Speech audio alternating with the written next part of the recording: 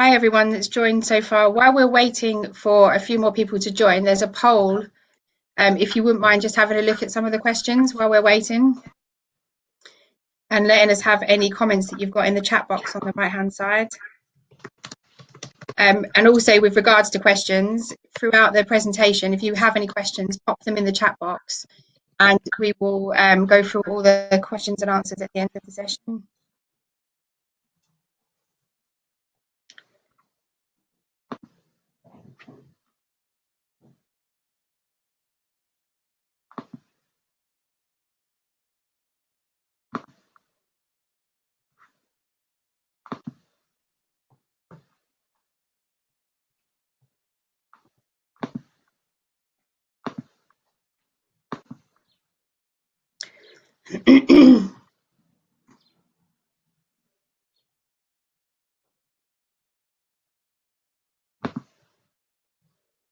For those that have just joined, there's a little poll running in the right hand corner of the screen. If you could answer the questions just while we're waiting, we'll give it a few minutes before we start.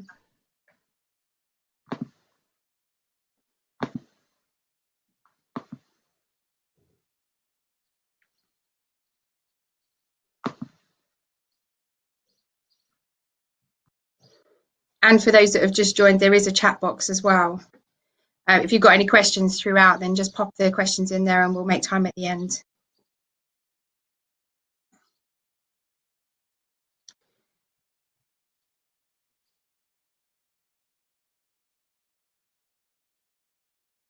We guessed that funding would be one of the biggest barriers.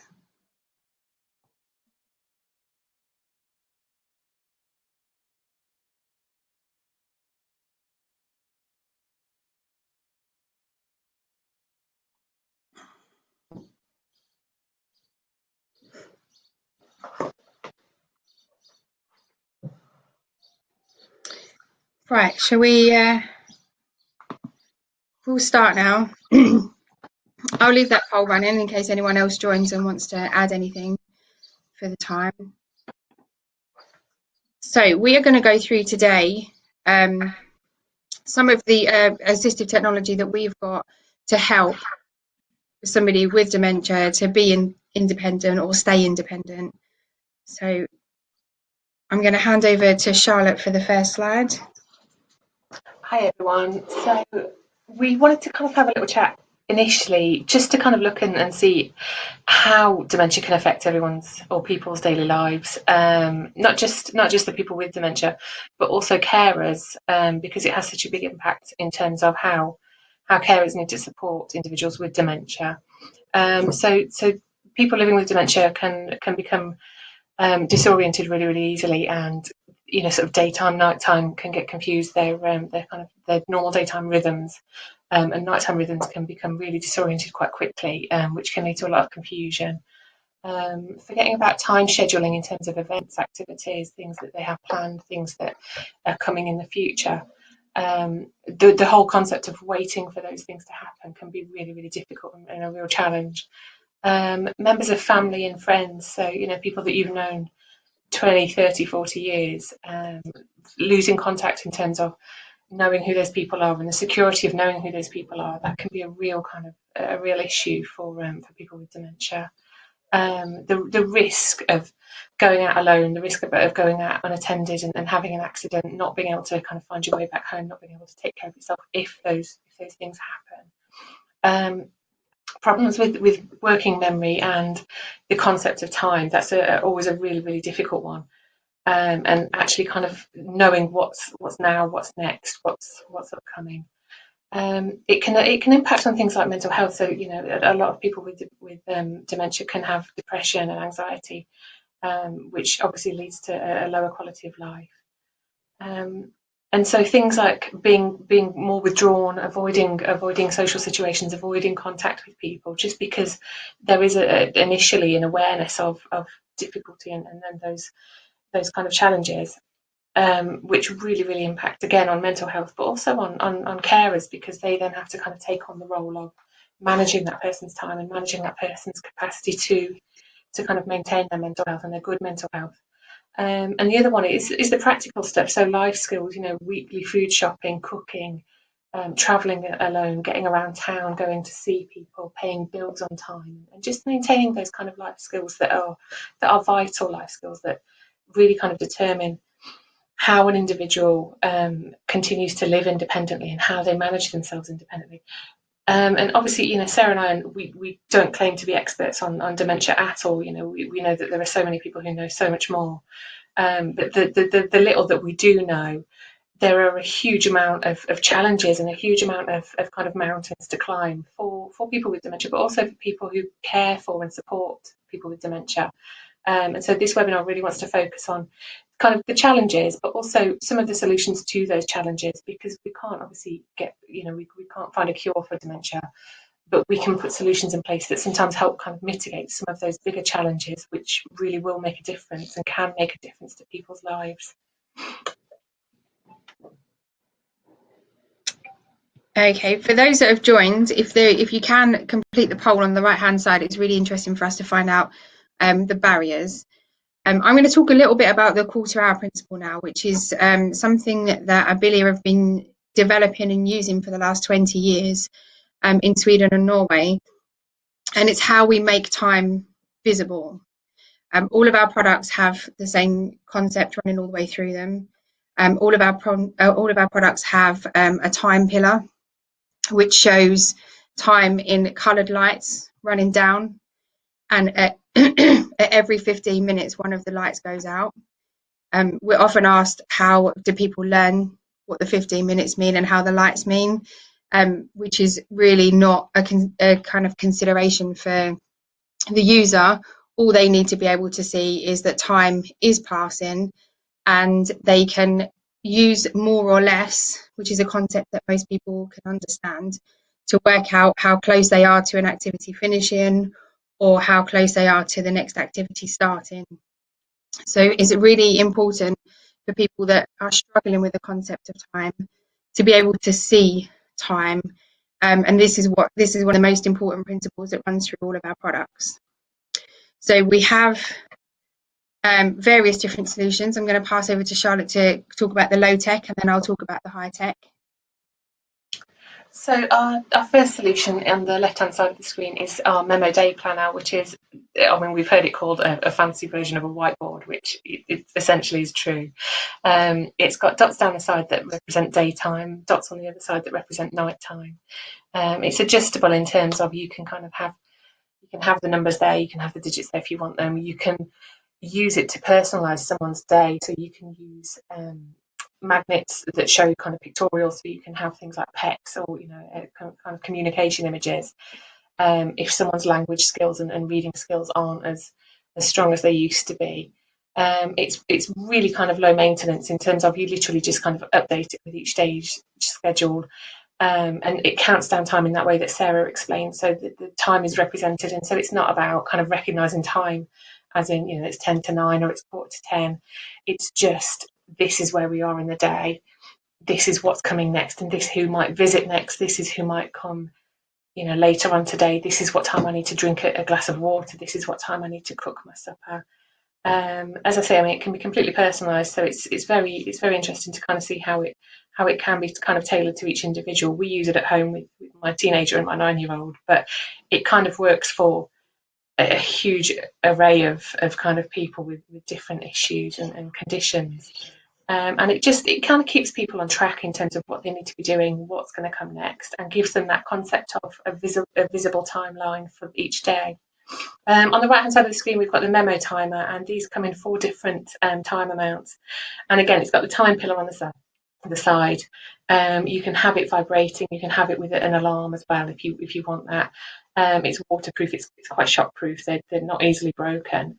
And it just gives that, again, that visual representation of you know, time counting down. So if you've got someone who you know, their family are coming to visit at 2 o'clock and it's now 1 o'clock and they've asked 4 times, what time is my family coming, a visual representation of what an hour looks like means that hour is actually more manageable for that individual, and reduces a little bit of their anxiety around the concept of time, which really helps kind of just reduce and alleviate a little bit of the anxiety around around not knowing what's happening next or what's coming next. So yeah, it's a really kind of low tech solution, both of them, but still very, very helpful in terms of just managing time. Okay, and we're going to move on to the more higher tech solutions. So we have a product called Handy Calendar, and those, I won't go too much into this. Those of us that have joined us before will have already seen the Handy Calendar, and if you haven't, there are videos on our YouTube account and also recordings of previous webinars on the Handy Calendar of exactly how this works. Again, we have the time pillar, which is the quarterhour principle, to show time passing. The Handy Calendar is available as an app, so it will work on a smartphone, a tablet, or a watch. And I'm guessing for dementia, it's really going to be dependent on the person's skills and whether or not they're already using technology and if they're open to using technology. So the Handy Calendar is a visual timetable. You can add lots of information or a little bit of information depending on the person that you're using it with. So you can add things like checklists, notes, voice memos, timers. You can also link through to other websites. So if it's something like cooking dinner, you can link to a video that shows that person how to cook their dinner. You have alarms and reminders, and you can also set things up for years in advance. So if you've got somebody, like Charlotte was saying, struggling to remember to pay bills, if it's an annual bill or a monthly bill, those kind of things could be set up into calendars as well, with instructions on how to pay that bill. The memo planner is based around the same sort of device, but our devices with the memo planner are dedicated. So this means that there is no access to the internet. If you're working with somebody that may be vulnerable and you don't want to give them access to the internet, then the memo planner tends to be the preferred device to do that. Again, you can add activities on there, you can add your reminders for your bills, you have voice support, and you can add checklists and notes to really show somebody how to do something, how to cook their dinner, how to make a cup of tea, how to clean the front room. So everything could be put into that device to help with that. And as you can see with that picture, the memo planner comes in a large wall size version, and that also has an app as well. So the large wall size version would be in somebody's room or in somebody's home, and the app would be on their phone or their tablet, so that when they go out of the house, they can still have access to this. Both of the Hightech solutions are also supported by MyAbilia. MyAbilia is a cloud account which enables access to anybody supporting that person on a daily basis. And you can have multiple people. So it could be that you have family members, but you also have a carer that comes in and out, or multiple carers that come in and out. And this gives them the option to update calendars to see exactly what that person's done through the day. And for family members, it gives them that peace of mind that actually that person's checked off taking their medication, or they've checked off that they've made their dinner, cleaned their kitchen, all those kind of skills to help somebody stay independent for longer.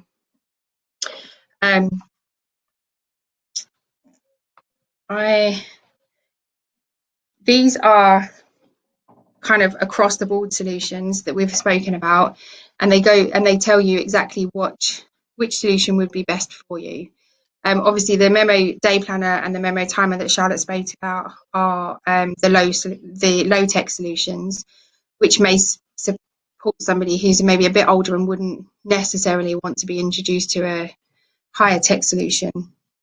And then you've got exactly what the high tech solutions do as well on there for you. I'm just going to hand back to Charlotte.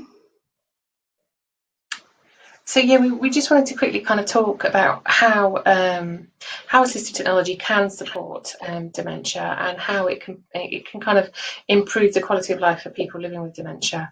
So we can have an improvement in things like motivation. So, you know, get up and go, and encouraging participation in life. Exercise is one of the kind of important things for people living with dementia, in terms of keeping active, keeping busy, but keeping physically well. And it's you know, it has a huge impact on their quality of life. Things like improved self-esteem, managing independence, and being able to do certain tasks for themselves, and being able to kind of take a little control of their lives back has a huge impact. Obviously, it gives that increased understanding of time, makes time very, very visual, and makes time tangible, which is such a challenge for a lot of people.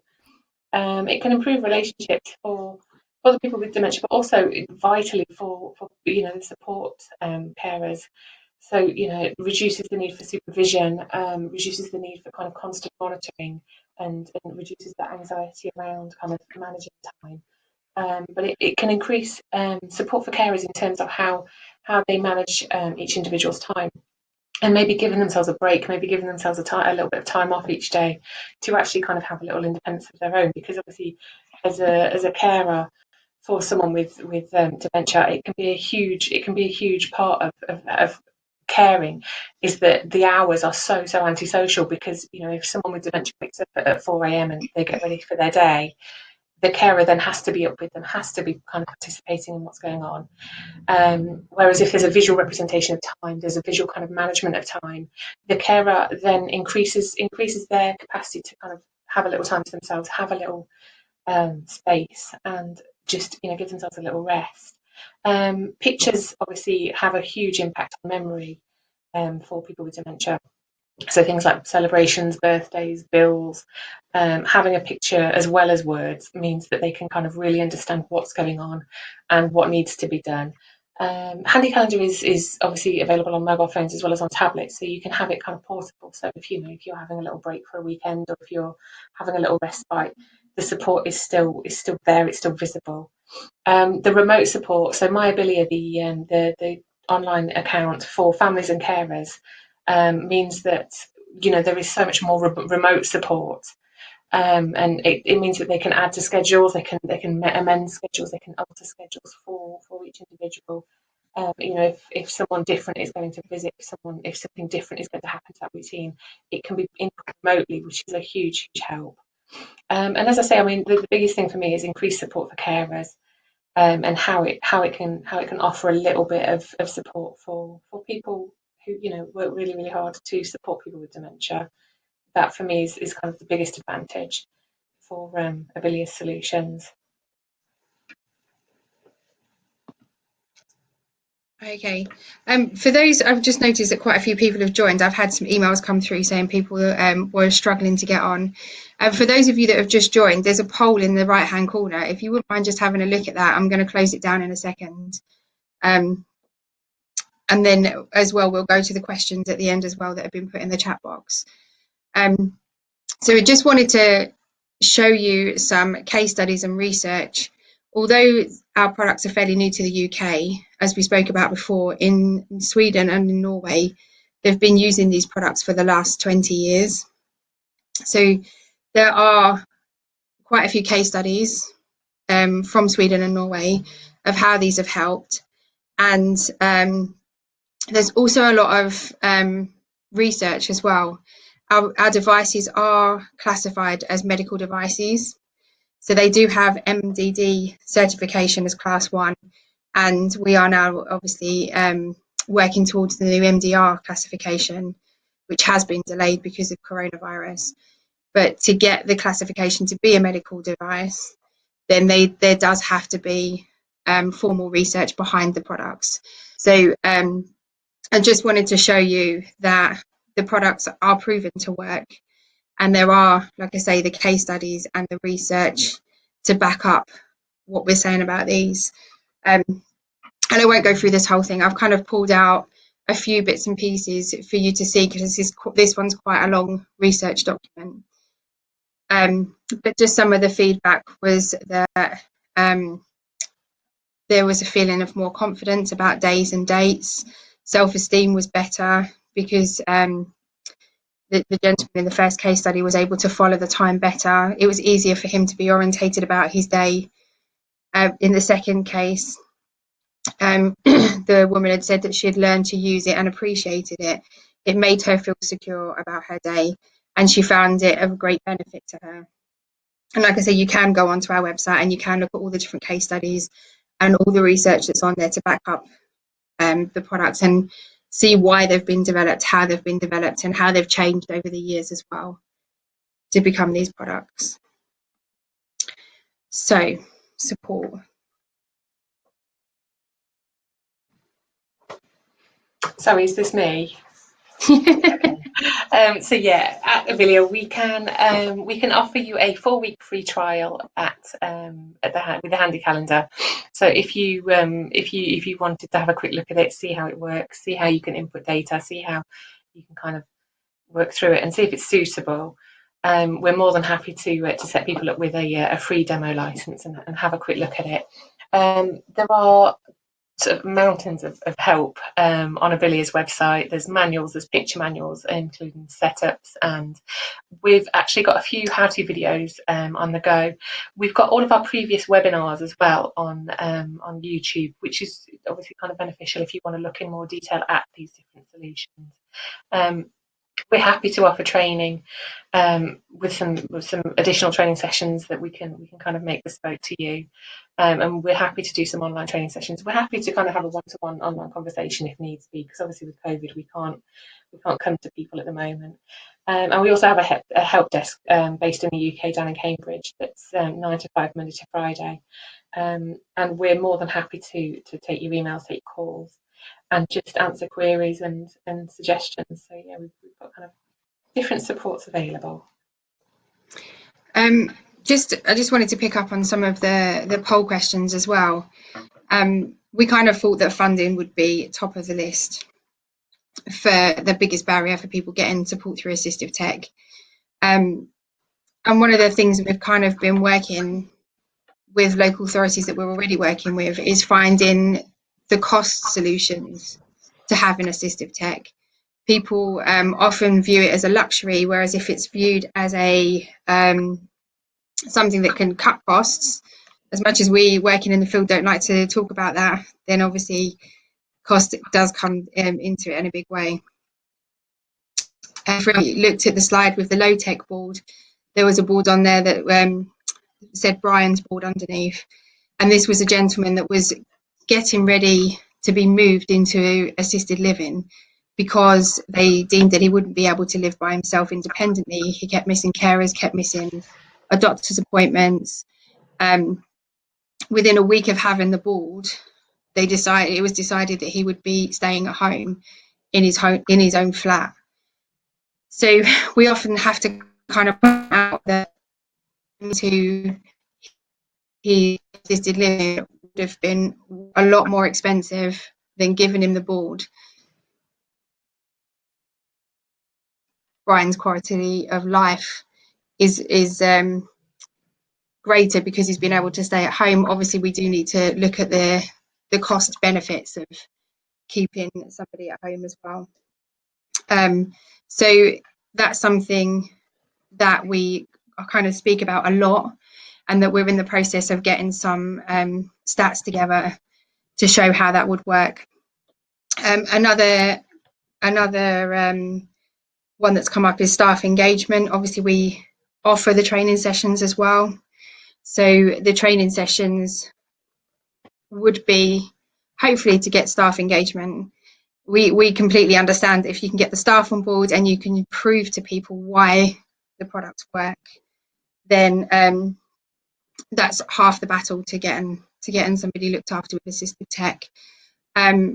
Changing the way people view assistive tech, we are kind of thinking that will probably change due to the situation that we're in now. And if more people have had assistive technology before the coronavirus hit, then I think it would have been a lot easier to remote support people than what we've had.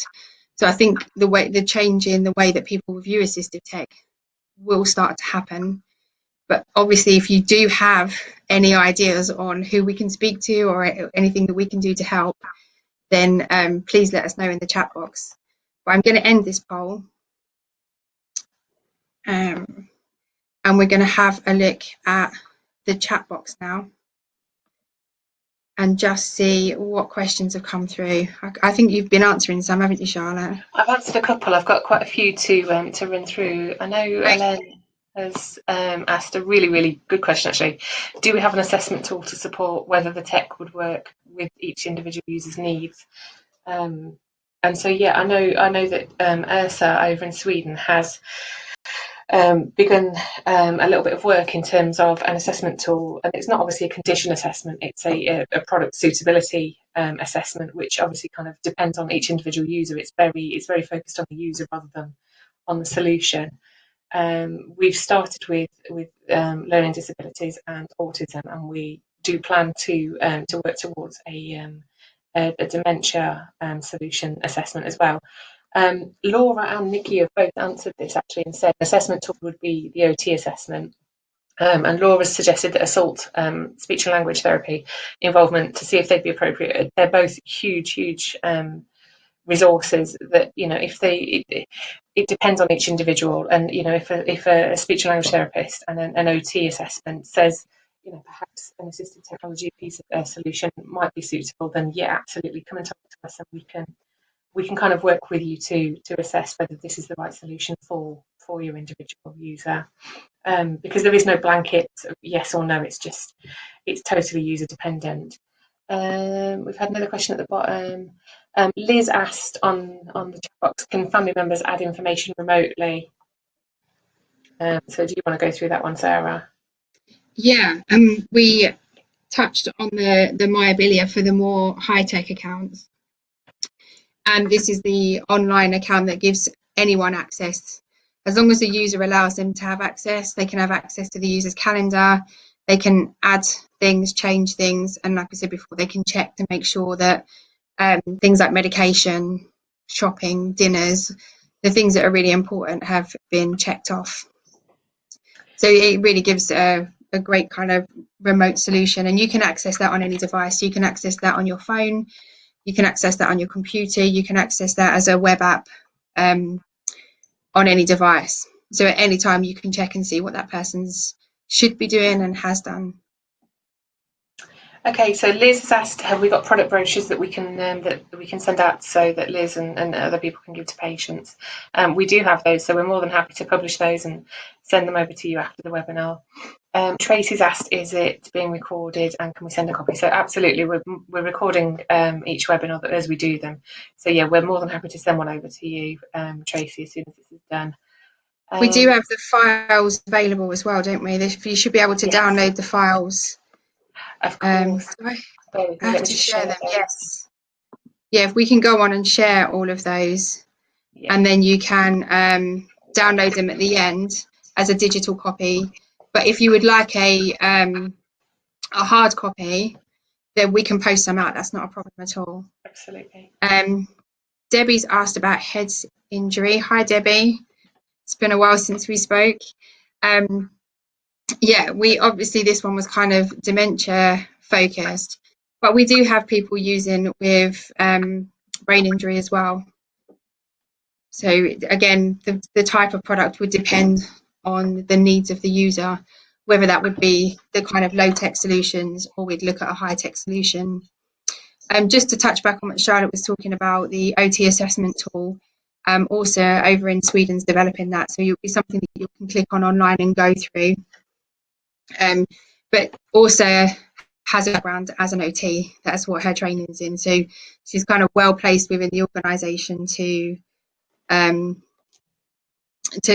that for us. What else have we got?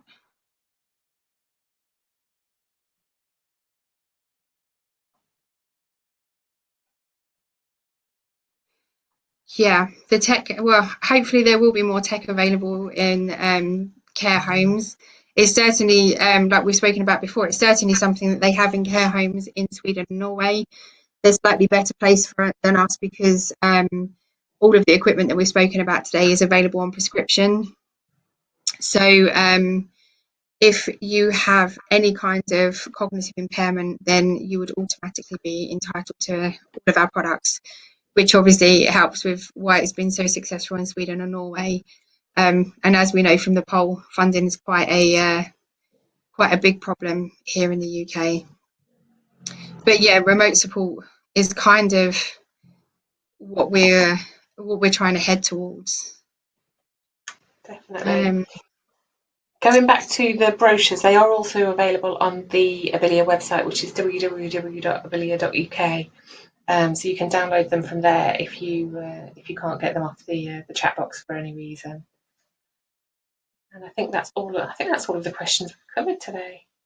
Yeah, I mean, Nikki's made a comment about local authorities not thinking long term. I think it really is. It's a kind of a postcode lottery with local authorities. You either have a really good assistive tech team within a local authority, or no assistive tech team is what we've found. I personally work with Cambridge and Essex County Councils, and they both have a really good assistive tech team that are really open to assistive tech and really open to making sure people get the tech that they need. And it is a battle. Like I said, I think people will start looking more into tech. We do have contacts with most local authorities, but it is a battle asking people to look at a whole new way of working. I think that's everything, isn't it? Debbie's just popped up. Sorry, Oh, just one more. Debbie's just popped up and said, "Who is the OT within Abilia, please?" That would be a lady called Åsa over in Sweden. But I can pass on the information, Debbie, if you'd like to have a chat with her. I'm sure she wouldn't mind talking to you. She came over to do an event in Essex with me to talk about her OT background and how she has fitted into Abilia and why she's working here. So I'm quite happy to pass on her information if you want to have a chat with her. That's not a problem. Okay, and Liz has just said, "Are patients having to self-fund at the moment for our products?" Again, that's a bit of a postcode lottery depending on your assistive tech team. If you have a really good assistive tech team, they fund. I mean, like I say, again, Essex have a really good assistive tech team and they fund based on the person's needs. So if they feel that one of our interactive calendars would be really good for that person, then they will fund that. Other local authorities don't. So there's kind of really no across the board saying, yes, local authorities will fund. Some NHS assistive tech teams will fund as well. There is a kind of no concrete answer to that one, unfortunately. It would be a case of getting in contact with your assistive tech team or passing over the details to us so that we can go and see them, have an online demo, have a chat and see. There is funding available for assistive tech. And again, Worcestershire Telecare, they are really good at funding our assistive tech as well. Amica 24, part of that. They fund. It's all about having the right people that understand that actually that piece of assistive tech could completely change somebody's life, and being open to it. Absolutely. Debbie has just responded and said it depends how good the OT team are in each local authority, and I think that's really, really true. I think it can vary so much from one authority to another. And Yeah. Nikki's confirmed it as well, saying that the OT team there use who they want, and it's a bit of a lottery, as you say. So if we can do anything to help, or if you have any further questions, please feel free to get in touch, and we're happy to speak to OTs and to local authorities. Quite happy to speak to you all. Yeah, and I think as well, when people understand the cost saving, as much as we don't like to talk about the cost saving, when people do understand the cost saving of keeping people at home longer and as well as allowing people to work for longer, then these are the kind of things that we talk about when we go into meetings with local authorities. So by all means, if you have contact details for your assistive tech team in your local authority, then please send them over to us and we will make contact. We will be sending out a copy of this webinar to everybody as well that's joined us today. So feel free to pass that on to your assistive tech team to have a look at. And again, we are happy to do online demos of all of our equipment, especially while we're waiting for lockdown to finish. And then when lockdown's finished, we have people all over the country that can go and do product demos to local authority teams. I think a lot of the time people don't know that our stuff's out there, and this is what we spent the last kind of year trying to make people aware that actually there are products available to help with memory and planning and organisation skills and visual timetables. So yeah, please feel free to pass them on and we'll make contact, or feel free to pass our details on and ask them to make contact if it's something that you've seen that you think would be useful. We have one more poll, if you wouldn't mind having a look. And